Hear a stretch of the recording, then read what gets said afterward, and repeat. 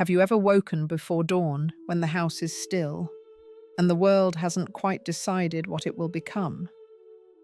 In those quiet hours, it can feel as if every unfinished thought, every unspoken worry finds its way to your side.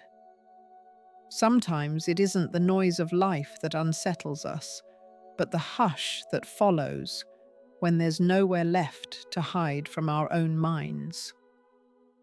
There's a question I've carried for many years, though I've never been certain how to answer it. It arrives without warning, like the hush after a long-held breath. What would it mean to feel truly at ease, even when nothing is certain?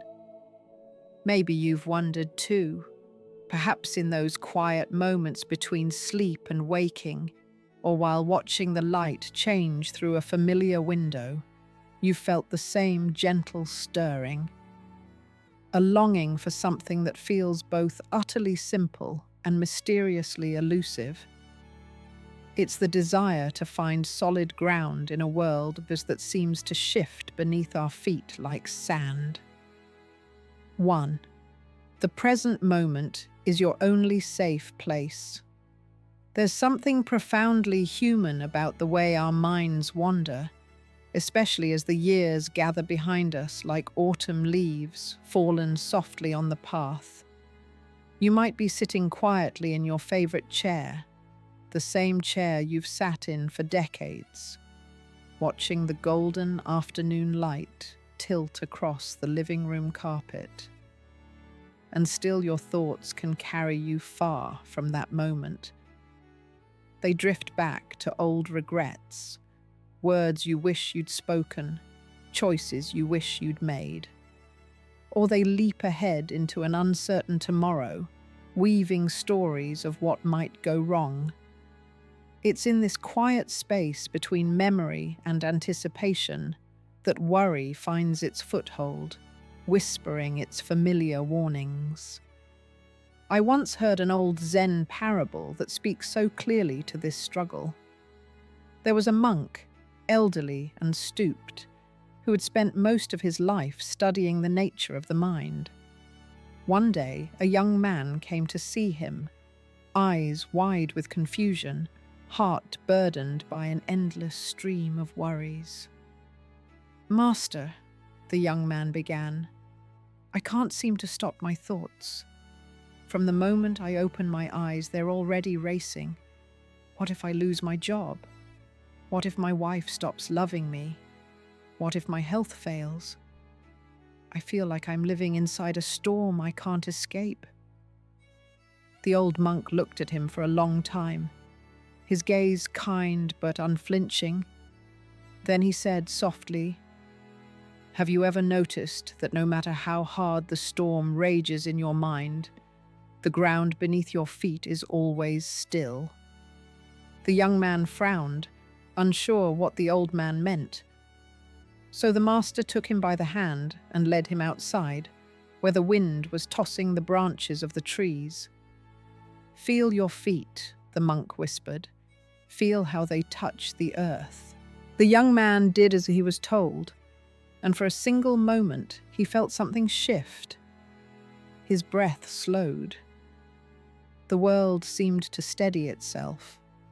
The storm of thought lost a little of its power. This story has stayed with me because it reminds us that the present moment is not just a concept, it's a place. A living refuge we can step into any time. When you find yourself caught in the whirlwind of worry, try this simple practice. Feel your feet on the ground. Notice the air moving in and out of your lungs. Sense the weight of your body in space. This is your anchor, your safe harbor in the storm of thought. 2. Acceptance is not giving up. It's giving yourself permission to breathe. There's a quiet kind of suffering that grows from the belief that life must always match our plans. You may have felt it yourself, sitting alone in the evening with the television humming in the corner, thinking about all the ways things were supposed to turn out differently. Maybe it's the marriage you thought would last a lifetime, or the health you once trusted without question, or the career you built with steady hands that somehow slipped away. In these moments, when the heart aches for what used to be, it's so natural to feel that if you accept your circumstances, you are surrendering to defeat. But acceptance, in the way the Buddha taught, has nothing to do with giving up. It's not about folding your hands and letting life wash over you without care. Rather, it's the choice to stop fighting a battle. You can never win the battle against reality itself. I remember a story of an elderly woman named Hannah who lived in a small village nestled between the rice paddies and the low green hills. For many years, Hannah was known for her energy. She rose before dawn each day, swept the courtyard, prepared meals for her family, and tended her little garden of medicinal herbs. But when her husband died, something in her spirit collapsed. She kept moving as she always had, but inside she carried a tightness, a constant resistance to the life she hadn't asked for. One morning she went to see a wandering monk who was passing through the village. "I am so tired," she confessed. "I do everything I can to keep going, but nothing feels right. I keep thinking if I just try harder, I'll feel normal again." The monk sat with her for a long time, watching the wind move through the tall grasses. Finally, he asked, "When the river overflows its banks, do you stand in its path and demand it return to its course?" Hannah looked at him with weary eyes. "Of course not," she said. "What good would that do?" The monk nodded. "So why do you stand in the flood of your life, insisting it obey your will? The river doesn't care whether you accept it, but you will drown if you cannot learn to float." For Hannah, those words were like a small lantern in the darkness. She began, little by little, to stop telling herself that her grief was a mistake she needed to fix. Instead of waking each morning with the burden of making everything feel the way it used to, she started each day with a quiet acknowledgement. This is what is true right now. It didn't erase her sadness, but it softened the hardness around it. She discovered that accepting her grief didn't mean being passive or giving up on healing.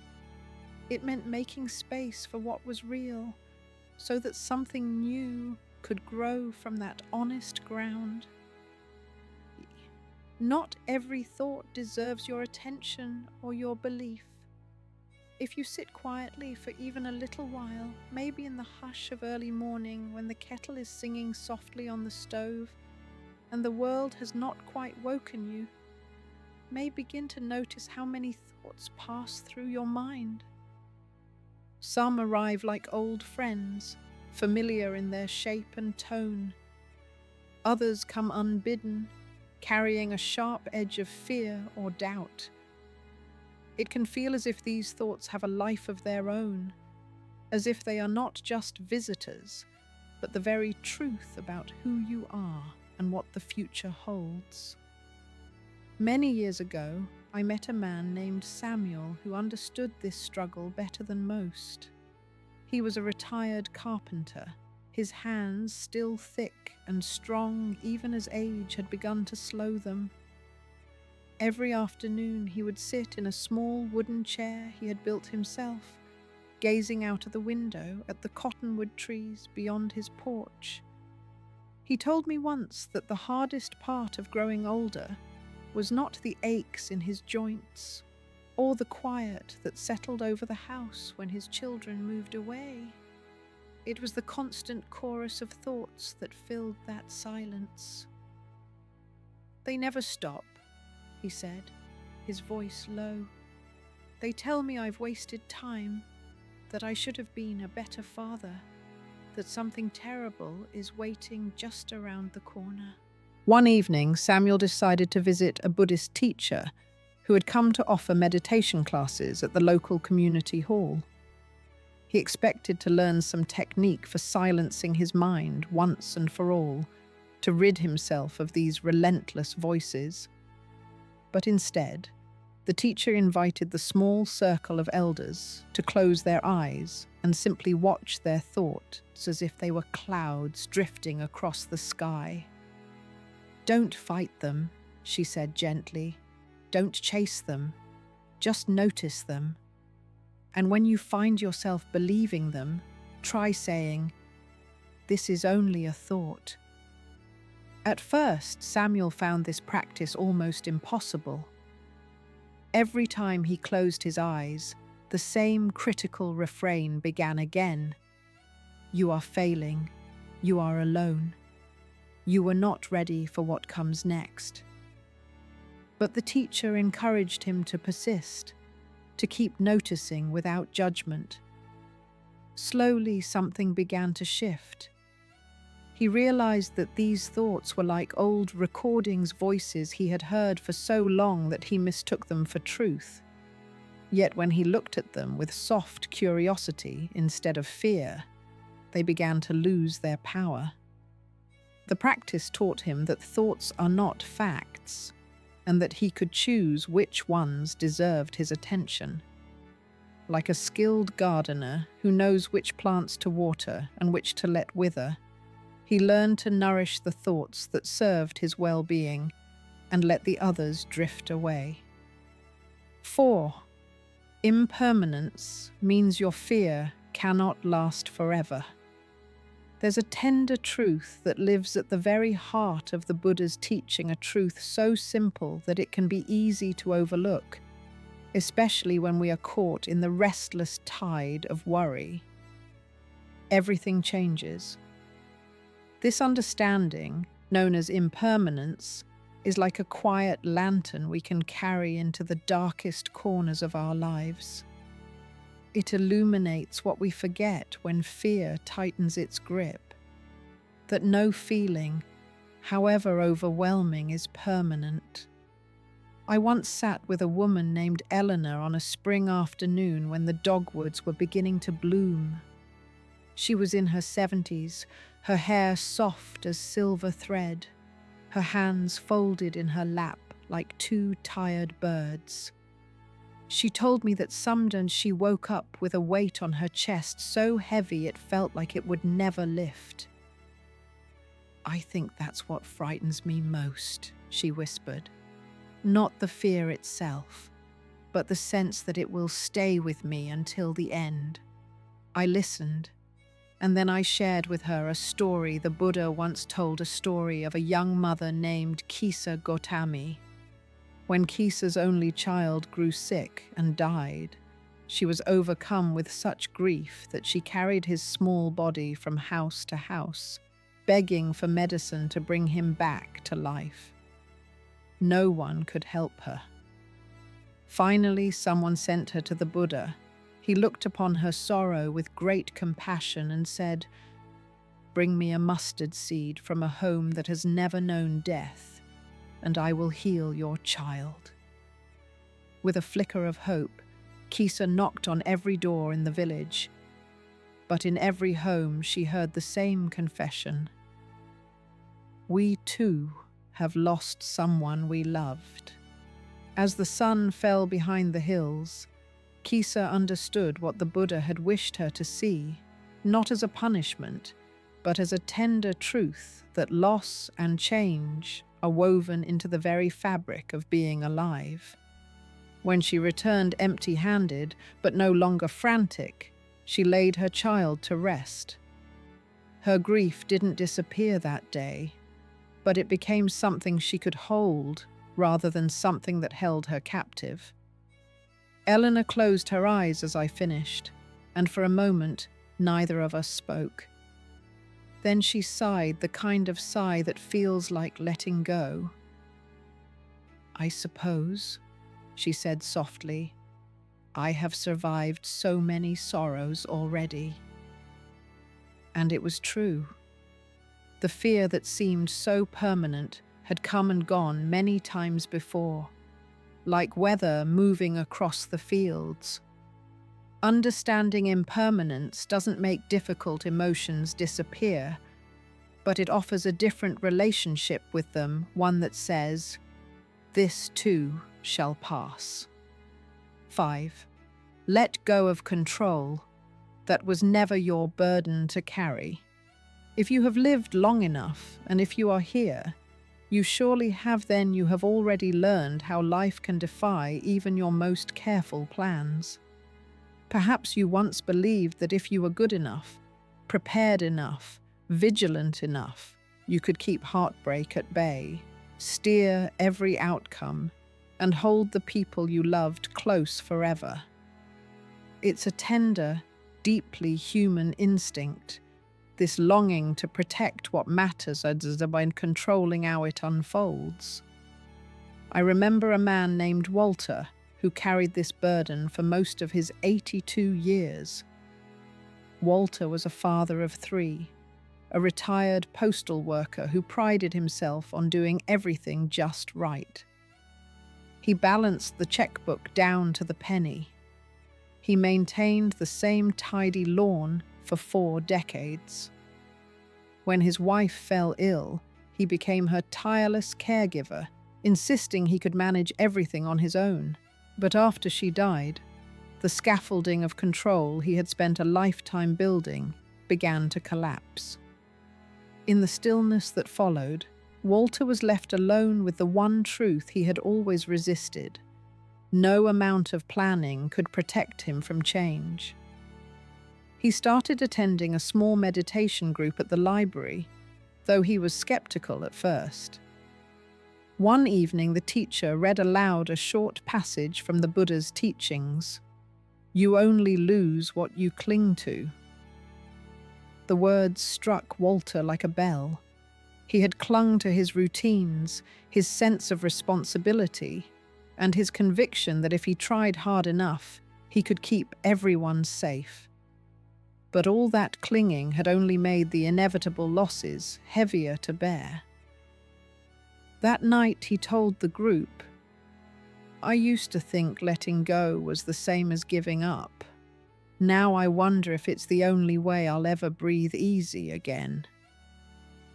His voice trembled as he spoke, but there was a softness in it that hadn't been there before. In the weeks that followed, Walter began to practice what the Buddhists call open hands, holding his plans lightly, loving deeply without demanding guarantees, and trusting that something were meant to be beyond his control. 6. Speak kindly to the voice inside you that worries. There's a voice that lives in nearly every human heart, a voice that began as a whisper long ago and over the years has learned to speak with authority. It says things like, "Be careful, don't forget, something bad could happen." Some call it the inner critic, others the anxious mind. But whatever name you give it, this voice has likely accompanied you through every season of your life. It has sat with you in waiting rooms, walked with you through sleepless nights, and crept into your thoughts in the quiet hours just before dawn. I met a woman once named Miriam who understood this voice better than she wished she did. Miriam had been a nurse for nearly 40 years, the kind of person everyone depended on. She had raised 3 children, mostly on her own, cared for aging parents, and managed 1,000 details with competence and grace. But when she finally retired, a curious thing happened. Without the constant business to distract her, her mind began to fill with doubts she could not quiet. "I wake up every morning with a feeling of dread," she told me, her eyes bright with tears she tried to blink away. "It's like my mind is always asking me, What if something goes wrong today? And no matter how I answer, the question keeps coming back. I shared with her a story the Buddha once told about the nature of fear. There was a farmer who had an old ox that refused to plough his field. Every day the farmer would shout and beat the ox, hoping to force it into submission. But the more he fought it, the more stubborn and wild the ox became. Finally, in desperation, the farmer sought the counsel of a wise monk. The monk listened patiently and then said, "What if you stopped beating the ox?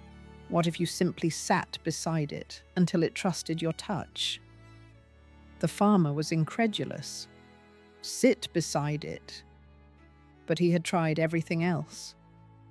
So the next morning he approached the ox without anger. He sat near it in the dust and waited. Days passed. The ox watched him warily at first, then with curiosity, then finally with acceptance. And when the farmer stood at last, the ox rose beside him, ready to walk.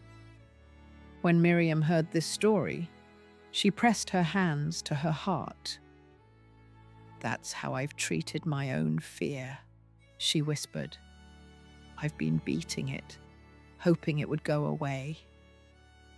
Her shoulders dropped as if she'd just set down something she'd been carrying too long. She began to practice speaking to her worried mind with the same kindness that she had always shown to her patients. Instead of fighting the anxious voice, she learned to say, "I hear you. I know you're trying to protect me. But right now, we're safe." 7. Joy is not a reward for a perfect life. It is a practice you can begin today. Somewhere along the winding road of life, many of us began to believe that happiness was something we had to earn, that it was a prize reserved for the moment we finally got everything in order. Perhaps you felt it too, this quiet bargain you struck without knowing. I'll be happy when the house is paid off, when the diagnosis comes back clean, when the family is together again. And so year after year, you postponed your own contentment, thinking it would arrive when you'd done enough, become enough, proved yourself worthy of rest. I once knew a man named Gerald who carried this belief so tightly it left no space for joy to slip in. Gerald was a meticulous person. He balanced his checkbook every week, mowed his lawn in perfect stripes, and kept a calendar that tracked every appointment down to the hour. When he retired, he told himself he'd finally learned to relax. But each morning he woke with the same tightness in his chest, scanning for problems to solve. One afternoon, he sat across from me in a small library meeting room, the windows open to let in the warm breeze, and he confessed, "I thought I'd be happy once I had the time to enjoy my life. But the truth is, I don't know how." I shared with Gerald a story I first heard from an old monk many years ago. It was about a man who spent his whole life chasing after peace. He climbed mountains, visited holy teachers, read countless books, always looking for the one secret that would finally quiet his mind. One evening, exhausted from his searching, he stopped to rest beside a small river. As he sat watching the moon reflected in the water, he felt for the first time a gentle stillness rising inside him. It was then he realized the truth he'd been running past all along. Peace isn't something you find when the journey ends. It's something you notice when you finally stop running. Gerald sat quietly for a long moment after I finished. Then he asked, "So how do I stop running?" The answer, I told him, was surprisingly simple. By allowing himself to notice small moments of beauty that were already there. The way morning light fell across his kitchen table, the sound of his neighbor's dog barking in the distance, the feeling of a warm cup of coffee in his hands. Joy, we discovered together, isn't about achieving some perfect state. It's about paying attention to the small mercies that are always available, even in the midst of imperfection. 8. Suffering is optional. Pain is not. The Buddha taught that pain is inevitable, but suffering is optional. This sounds like a riddle at first, but it holds one of the most liberating truths you can discover. Pain is what happens when life doesn't go as planned. It's the ache in your chest when someone you love leaves. It's the worry that creeps in during sleepless nights. It's the frustration when your body doesn't move the way it used to. But suffering, that's what happens when we resist the pain, when we tell ourselves it shouldn't be there, when we fight against what is already here. Think about it this way. If you accidentally touch a hot stove, the burn is pain. But if you spend the next hour cursing yourself for being so clumsy, replaying the moment over and over, that's suffering. The burn is unavoidable. The self-blame is optional. This distinction between pain and suffering is not about minimizing real difficulty or suggesting that we should simply endure everything without care. Rather, it's about recognizing that we often add layers of mental anguish to situations that are already difficult enough. When pain arrives, and it will, we can choose how to meet it. We can fight it, which creates suffering. Or we can acknowledge it with the same gentle attention we might give to a friend who is hurting. This doesn't make the pain disappear, but it prevents us from making it worse. 9. Compassion starts with yourself. You yourself, as much as anybody in the entire universe, deserve your love and affection. These words from the Buddha might be the most important ones you never learned to believe. Most of us were taught to be kind to others, but somehow missed the lesson about being kind to ourselves. We speak to ourselves in ways we'd never speak to a friend. We expect perfection from ourselves while offering patience to everyone else. But compassion isn't just about being nice to other people. It's about recognizing that you are also deserving of the same kindness you freely give away. When you make a mistake, what voice do you hear first? Is it harsh and critical, or is it gentle and understanding? The voice you choose to listen to changes everything. Self-compassion doesn't mean making excuses for harmful behavior or avoiding responsibility. It means treating yourself with the same understanding you would offer a good friend who was struggling. It means recognizing that being human means being imperfect, and that imperfection is not a failing. It's simply the nature of being alive. When you learn to speak to yourself with kindness, something remarkable happens. The harsh inner voice that has been your constant companion begins to soften. You find that you have more energy for the things that matter because you're not constantly fighting yourself. 10. Attachment is the root of suffering. The Buddha taught that attachment is the root of all suffering. But this doesn't mean you shouldn't love deeply or care about things. It means learning the difference between love and clinging. Love allows for change. Clinging insists everything stay the same. Love trusts. Clinging tries to control. Love accepts what is. Clinging demands what should be. When we attach to outcomes, to people, to our ideas about how life should unfold, we set ourselves up for disappointment. Not because loving is wrong, but because trying to freeze life in place is impossible. The river keeps flowing, the seasons keep changing, people keep growing. When we learn to love without demanding that everything remain exactly as it is, we discover a kind of freedom that nothing can take away. This doesn't mean becoming indifferent or detached in the sense of not caring. It means holding things lightly, loving fully while knowing that everything is temporary. It means finding joy in the present moment without needing to possess it forever. 11. The middle way is the path to freedom. The Buddha didn't find enlightenment through extreme deprivation or through indulgence. He found it through the middle way, the path that avoids extremes and finds balance. This isn't about being mediocre or settling for less. It's about finding the sweet spot between too much and too little, between pushing too hard and not trying at all. In your daily life, this might mean working diligently without becoming obsessed.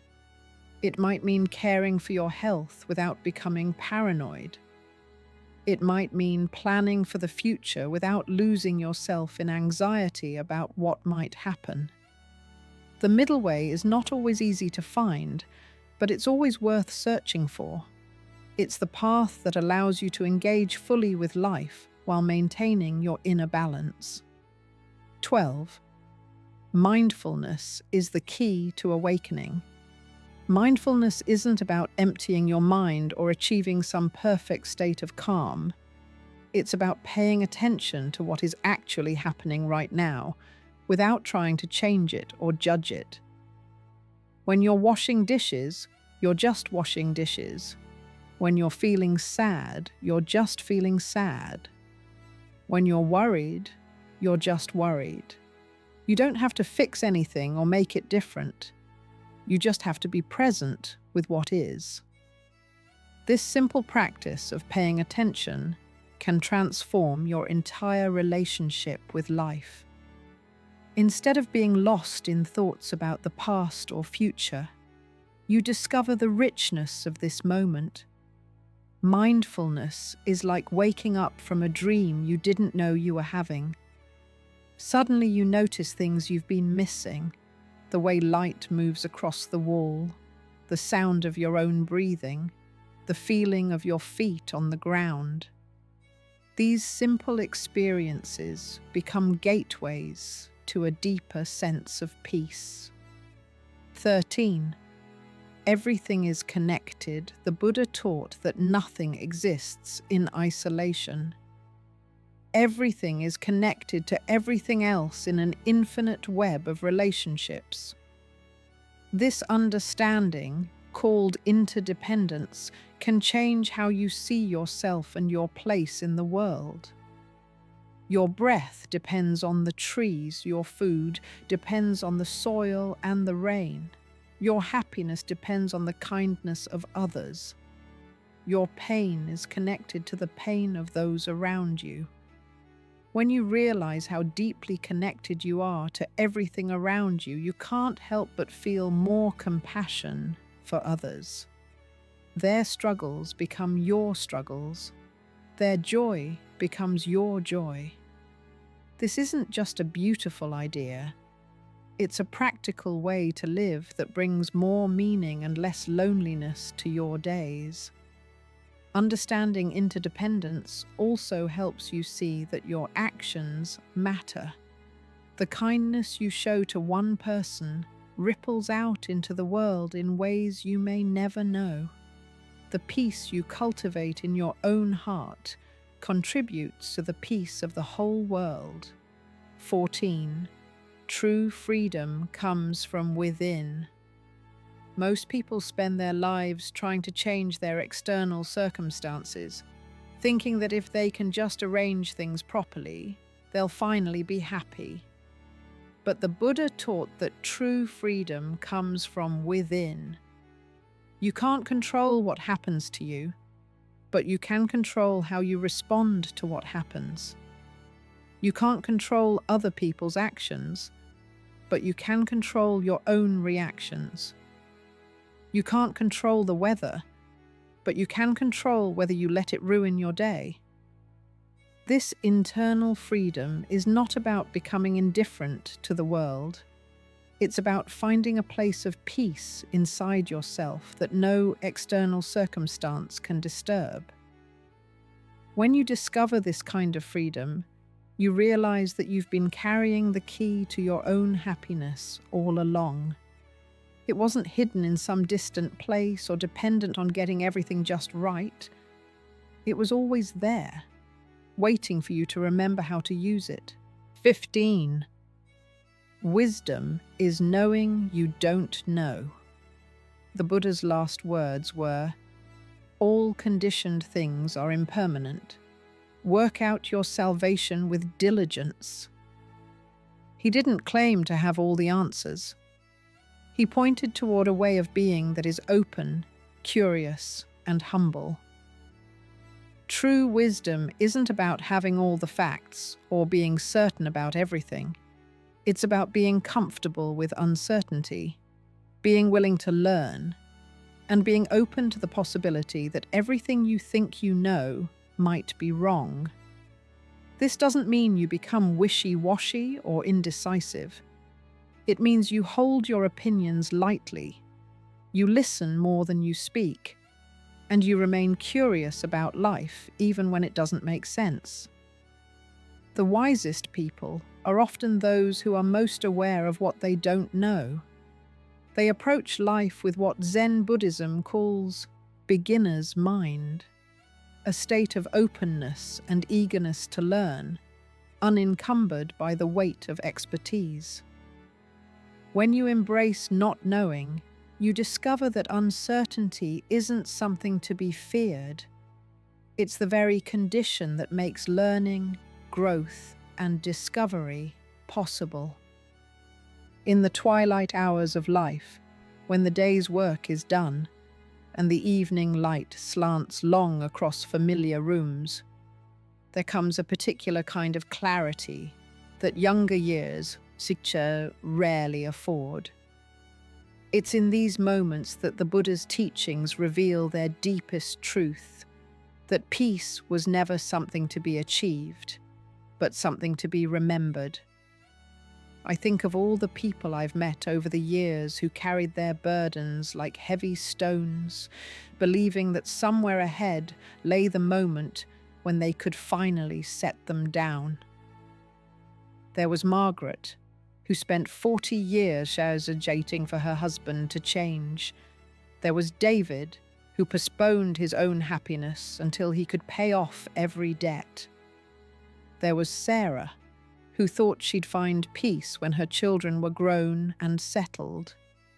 But what each of them discovered in their own time and way was that the permission to rest had always been theirs to give.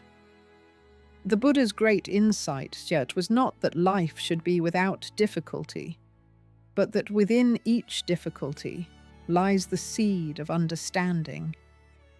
Every moment of suffering contains within it the invitation to awaken to something deeper. When you sit quietly in the early morning before the world has fully awakened, you might notice how naturally peace arises when you're not trying to create it. Your breath finds its rhythm without effort. Your heart beats without instruction. Your mind, left to its own nature, settles like sediment in still water. This is not a peace you manufacture, but a peace you stop disturbing. The ancient teachers understood that human beings are not broken creatures in need of fixing, but whole beings who have forgotten their wholeness. Like a clear mountain lake that appears murky, when its surface is disturbed by wind, our natural state of peace becomes obscured by the constant movement of worry, planning, and resistance. There's a story from the early Buddhist texts about a monk who approached the Buddha with a question that had been troubling him for months. "Master," he said, "I have been meditating faithfully, following all the teachings, trying to achieve enlightenment, but I feel further from peace than when I began. What am I doing wrong?" The Buddha smiled and pointed to a nearby tree. "Do you see how that tree grows?" he asked. "Does it strain and struggle to reach toward the sun? Does it force its roots deeper into the earth? Or does it simply allow its nature to unfold?" The monk looked at the tree for a long moment, and something in his understanding shifted. He had been trying to become peaceful instead of allowing the peace that was already there to emerge. He had been fighting to achieve what he already possessed. This is perhaps the most radical teaching of all, that you are not working towards something you lack, but uncovering something you have always carried. The anxious mind that chatters endlessly about what might go wrong, the heart that aches with old wounds, the body that carries the weight of accumulated stress. These are not your essential nature. They are temporary weather patterns moving across the sky of your being. When you recognize this truth, something profound happens. You stop trying to fix yourself and start trusting yourself. You stop battling your thoughts and start observing them with curiosity. You stop demanding that life meet your expectations and start meeting life with openness. I remember the last conversation I had with Eleanor, the woman who had carried such heavy fear about her future. She was in her final weeks, her body frail, but her eyes remarkably clear.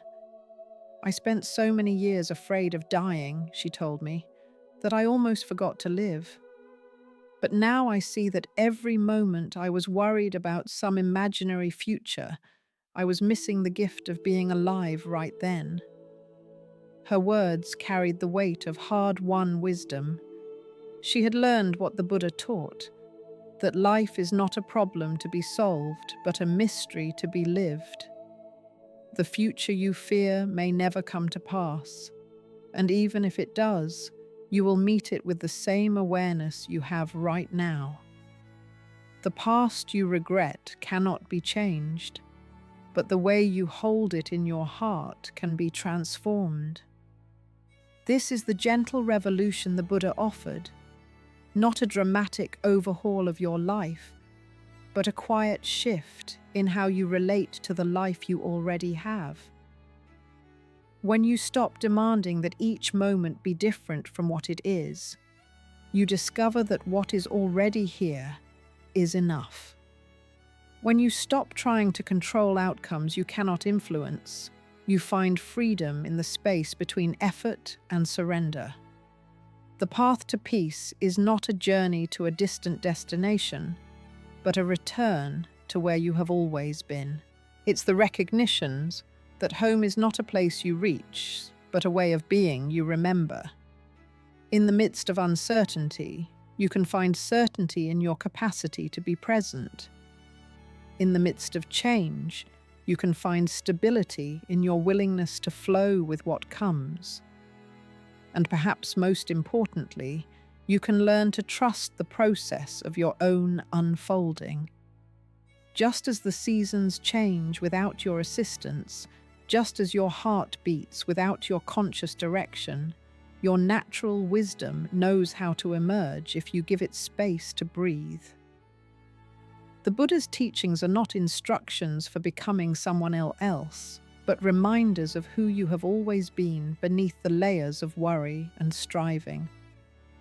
Tonight, as you prepare to rest, you might ask yourself, what would it feel like to trust that you are exactly where you need to be? What would it feel like to believe that you have everything you need to meet whatever comes next? In that trust, in that faith in your own capacity for peace, You touch the heart of what the Buddha discovered under the Bodhi tree, that suffering is optional, that peace is possible, and that the kingdom of heaven is not a distant realm, but the very ground on which you stand. As we reach the end of this journey together, perhaps you can sense something shifting in the quality of your attention. The same room you started reading in May feels somehow different now, not because anything has changed on the outside, but because you have been invited to see with new eyes. The Buddha's teaching aren't meant to be collected like beautiful stones and stored away for some future use. They are meant to be lived, breathed, and woven into the fabric of your daily experience. Each lesson is an invitation to return to the simple truth that peace is not something you achieve, but something you remember. In the quiet spaces between these words, perhaps you have glimpsed what the Buddha pointed toward, that you are already whole, already enough, already home. The journey isn't about becoming someone different. It's about removing the layers of confusion and fear that have covered over your natural state of peace.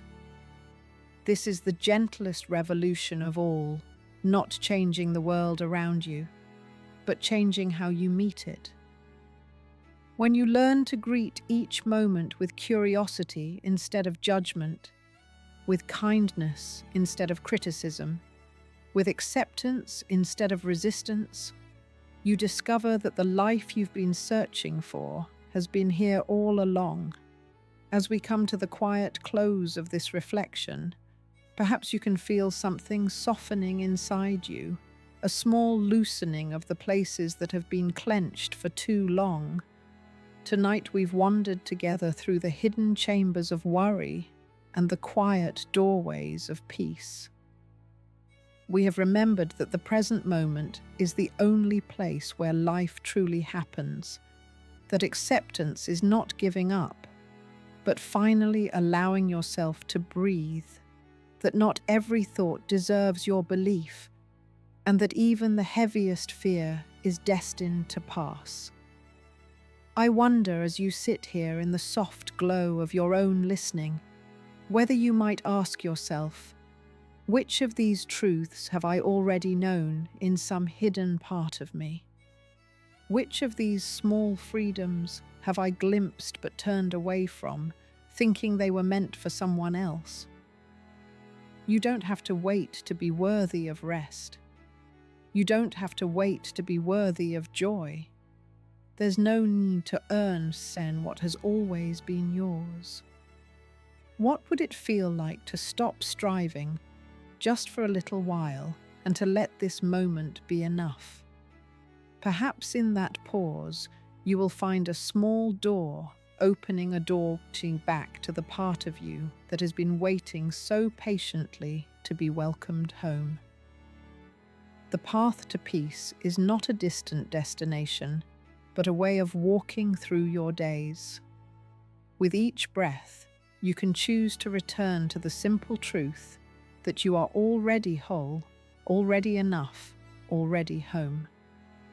This is the greatest teaching of all, not something to be learned, but something to be remembered again and again, with infinite patience and inexhaustible love. Thanks for watching. Click here to check out another video.